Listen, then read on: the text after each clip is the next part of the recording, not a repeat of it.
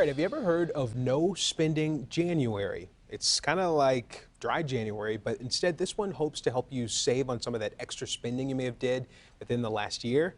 Well, we're going to talk about it. How exactly does it work? Let's bring in Dan Casey. He's an investment advisor and representative for Bridgeriver Advisors. Thanks for being here with us. Thanks for having me. So a lot of people are looking for ways to save, especially after the busy holiday season. We've got all of the holidays that came up, entertaining, buying gifts. Yes. So you need to save. How does this work? So the idea is you take 1 month, if you can more, but 1 month of just the basics. So your car, your home, your utilities, the things that you need to have in your home, and that's it. So no Amazon spending if you can help it. No Starbucks trips. Yeah, right. No Starbucks trips. No extra spending, and see how much can accumulate in a month. Obviously, you want to replicate that if you can. The idea here is you'll always want to at least start with 10% of your income saving, if you can. Anybody that always comes into my office, if they've got $1 million or more, the one thing they did was they lived beneath their means, right? They spent less than what came in. So if you're starting to charge up credit cards, and obviously you're not living beneath your means, so you need to start figuring out what you can cut to at least start with 10% of your salary to get into some sort of savings vehicles. And then you just let the power of time, compounding, the market do its wonders. In doing that for just a month, Dan, do you think a lot of people would be shocked at just how much they're able to build up and save? Yes. Have you ever done that? Like added up like what you maybe spend at Starbucks or things like that? It's like, wow. You don't think about it when you're doing it on a daily basis, but when you sit down and start adding it up or start putting it on an Excel spreadsheet, you'll be surprised how much. And that's why a lot of times I'll tell people, you know, if they'll come to me and they don't really have a whole lot of savings, let's just attach your account right to your checking account. Let me just start zapping out $50 a month, $100 a month. It turns out, you know, after time, they don't even miss it anymore. They've either adjusted or whatever, then we can start ramping it up. But getting it in time, and if you, the rule of thumb is if you make 7.2% a year, which is about what you can make in the stock market, in 10 years your money doubles. So if you just, and that's not if putting in any more money. So if you just keep putting money in, dollar cost averaging, right?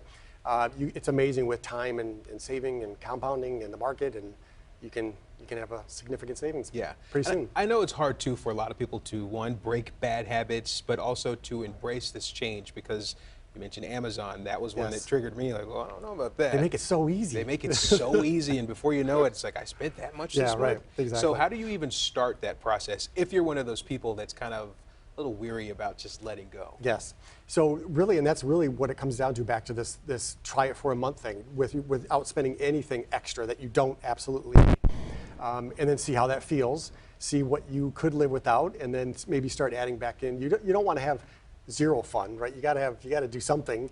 You got to enjoy life. So maybe start adding that back in and seeing what you can do, but still keeping to your 10% savings, so you can at least start building your nest egg for retirement. Sure, and I know you see all sorts of different cases, and for some people it could be an issue of mounting debt that's keeping them from beginning to save. How do you approach that one? Yeah, so especially if it's credit card debt, that can be huge. So there's a couple techniques. Snowball effect. You attack your smallest card first. That gives you those endorphins that you did it. You congratulate yourself, and then you move on to the next and add up all that and add it on to the next. That's a snowball. Avalanche effect is the exact opposite. You attack your highest debt, highest interest rate card first. Start attacking that with any extra money you have, and then it goes down to the next. So that's probably the best couple strategies to start tackling that credit card debt. How common is it for you to see a lot of people in January who are in a pretty bad financial state? Because like we mentioned, the holidays can really tack on a lot of expenses. Yeah, I fear that I was one of those. After having 3 kids and spending a lot of money on Christmas, you start to get into January, and it's like, oh my, what have I done? Yeah. So also, kids aren't wanting little Barbies and toy trucks anymore. They want electronics. Yeah, right, exactly. It starts to add up really quick. Yeah. So yeah, I have seen a number of people with a slight hangover in January from spending. Yeah.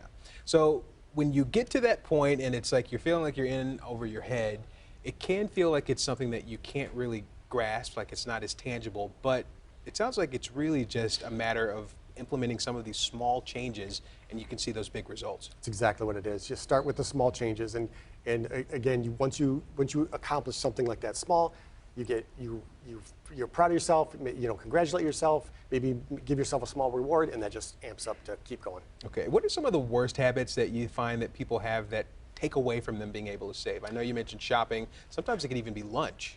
Yeah. So I guess spending habits. It's really, I think it's really just letting time slip and not investing. I'll have people just, let 5 years, 6, 7, 8 years go, yeah, I really got to start saving. It's like, you just got to absolutely just do it like right now, start tomorrow. And you mentioned having fun. Is it possible to save too much?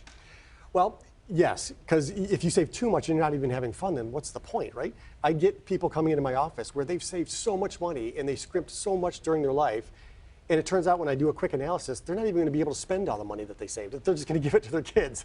So there's that fine balance between have a little fun now, save, but yeah, you don't have to get too crazy and save. Just do some quick math and figure out what you're going to have at retirement and adjust accordingly. Okay, and lastly, if anyone's watching this and they say, hey, I need Dan's coaching so that I can try to get out of this hole, how can they reach you? What are some of the steps that they can take to start getting that advice? Yeah, Bridgeriver LLC is my website. I do live seminars quite often, and that's all on my website, so they can come and see me.